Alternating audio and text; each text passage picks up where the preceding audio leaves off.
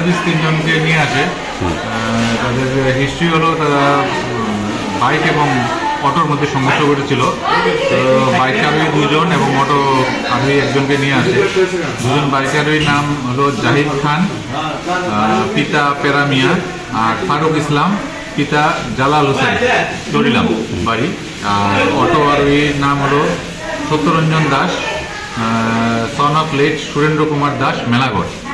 তো এর মধ্যে জাহিদ খান এবং ফারুক ইসলামের জাহিদ খানের হাতে এবং কাঁধে চোট আছে, আর ফারুক ইসলামের মাথায় বেশ খানিকটা চোট এবং বা পায়ে চোট আছে। আর সত্যরঞ্জনের ডান হাতে চোট আমরা পেয়েছি।